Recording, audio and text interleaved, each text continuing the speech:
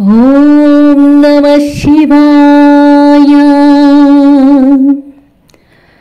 నిత్యం యోగి మనః సరోజదళ సంచారక్షమస్త్వత్క్రమః శంభో తేన కథం కఠోరయమరాడ్వక్షకవాటక్షతి అత్యంతం మృదులం త్వదంగ్రియుగళం హామే మనశ్చింతయత్యేతల్లోచనగోచరం కురు విభో హస్తేన సంవాహయే.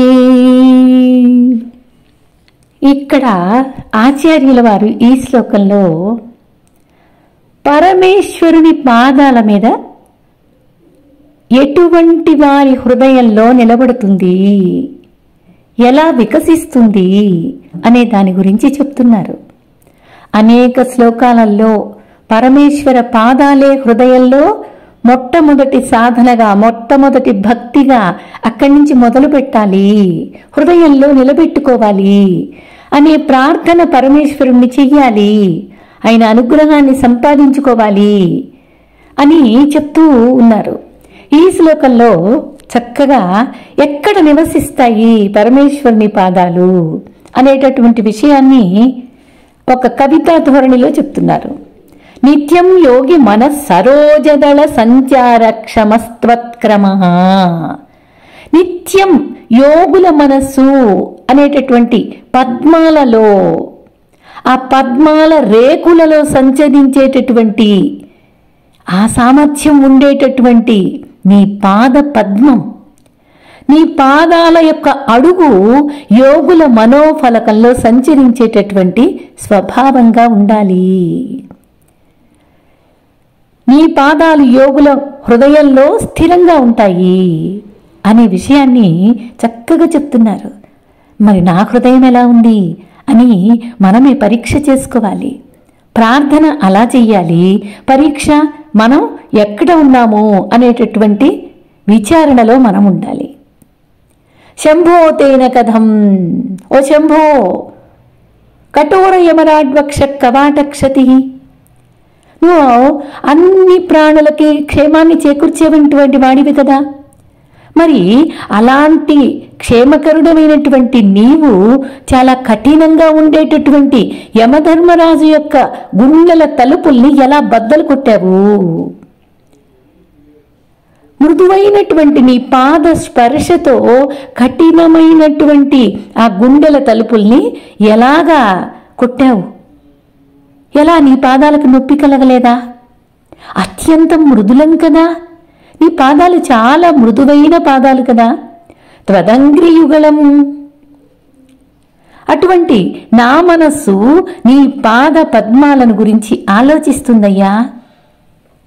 హామే మనశ్చింతయత్యోతల్లోచన గోచరం, అదే నా మనస్సు నీ పాద పద్మాల గురించి ఆలోచిస్తుంది. అందుకని నా కళ్ళకు ఒక్కసారి కనిపించేటట్లు చేయి తండ్రి. కురువిభో హస్తేన సంవాహయే, రకరకాల రూపాలలో సంచరించేటటువంటి ఓ పరమేశ్వర, నీ పాదాల విందాలను ఒక్కసారి నా కనులకు కనిపించింది తండ్రి.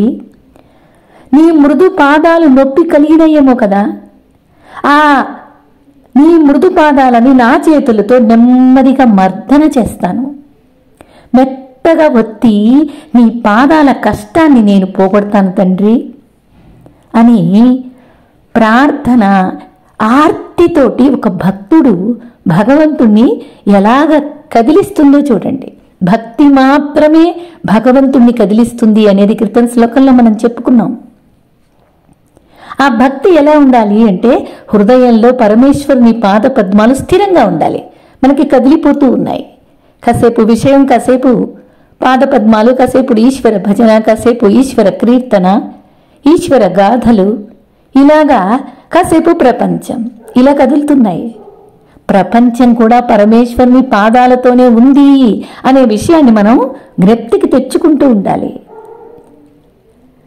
అని ఈ శ్లోకంలో ఒక అందంగా ఇలా తీసుకొచ్చారు. నీ పాదాల సుతిమెత్తనివి, అవి యోగుల హృదయాల పద్మాల రేకులలో సంచరిస్తూ ఉంటాయి కదా. మరి కఠినమైనటువంటి యముని వక్షస్థలాన్ని తన్నావు కదా నువ్వు. పాపం ఆ పాదాలకు ఎంత శ్రమపడినవో కదా. ఒక్కసారి నాకు నీ పాదాలను చూపించు తండ్రి. నేను మృదువుగా నీ పాదాలకున్న శ్రమని నొప్పిని పోగొడతాను అని వ్యక్తం చేస్తున్నారు. క్రితం శ్లోకంలో చెప్పినటువంటి పరమేశ్వర పాదార విందాలను అర్థం చేసుకుని ఒక దారిలో ఎట్లా, ఒక మార్గంలో ఎలా వెళ్ళాలి, ఎలా అర్థం చేసుకోవాలి అనేది చూపిస్తున్నారు. పరమేశ్వర పాదార విందాలు ఎవరికి పడితే వాళ్లకు కనిపించవు అనేది అందరి అనుభవంలో ఉన్న విషయమే. యోగులనే వాళ్ళు ఎంతో ఏకాగ్రతతో తీవ్రమైనటువంటి సాధన, తీవ్రమైనటువంటి ధ్యానము, సమాధి స్థితిలో వాళ్ళు తపస్సు చేస్తే గాని వారి హృదయ పద్మంలో నీ పాదార విందాలు ప్రత్యక్షమవుతాయి. అటువంటి వాళ్ళు అమృతత్వాన్ని పొందుతారు. మరణం లేని విషయం అంటూ ఏదీ లేదు, అన్నీ మరణిస్తూనే ఉంటాయి. కానీ నీ ప్రత్యక్ష దర్శనమే అమృతత్వాన్ని అందిస్తుంది. ఏదో విధంగా నాకు కనిపించే ప్రయత్నం చేయి తండ్రి. నేను నా హృదయంలో ఆసక్తి చూపిస్తున్నాను, అది నీకు అర్థమవుతూనే ఉంది కదా. నా బుద్ధిలో యోగ్యతను పెంచుకుంటూ ఉన్నాను, అది నీవు చూస్తూనే ఉన్నావు కదా సాక్షిగా. ఒక్కసారి కనిపిస్తే చాలు, నేను ఏదో విధంగా నీకు ఉపచారాలు చేసుకుంటాను. శారీరకంగా, మానసికంగానో, వాచికంగానో, ఎలాగోలా అన్ని క్రియలతో పరమేశ్వరుని కీర్తిస్తాను, పూజిస్తాను, గానం చేస్తాను, నీకు పూజ చేస్తాను. మానసికంగా నిన్ను నాలో ఉంచుకుంటానయ్యా. పరమేశ్వర తత్వమే సత్యం, మిగిలిందంతా మిథ్య, అసత్యం అనే విషయం నా బుద్ధికి బాగా అందింది తండ్రి. ఇలా సేవ చేసుకుంటాను, మనసా వాచా కర్మణ నేను నిన్నే ఆరాధిస్తున్నాను అనే ప్రార్థన భగవంతుని గురించి చేసుకోవాలి. దానికి చిన్న ఉదాహరణ చెప్తున్నారు. ఒక శ్వేతుడు అనేటటువంటి మహానుభావుడు ఉన్నాడు.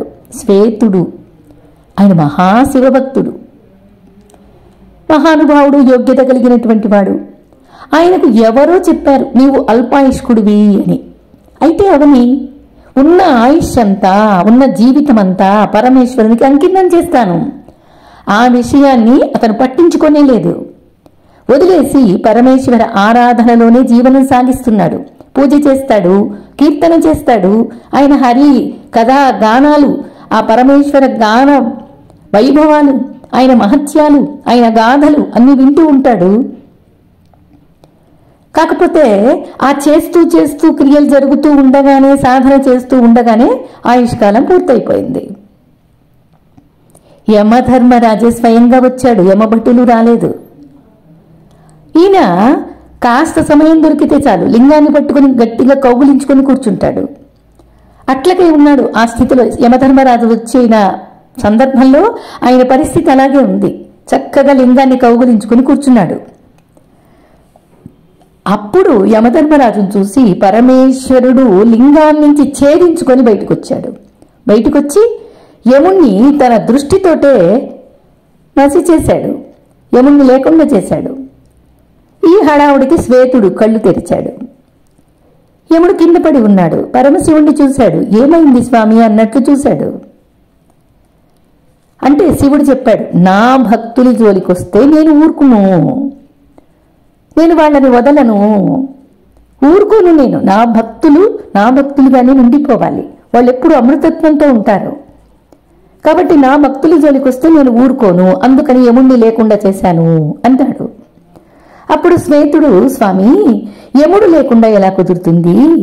ఆయన కూడా నీ సృష్టిలో భాగమే కదా. ఈ యమధర్మరాజు సంహారపతిగా నీవే నిర్ణయించి అధిపతిగా ఉంచావు కదా.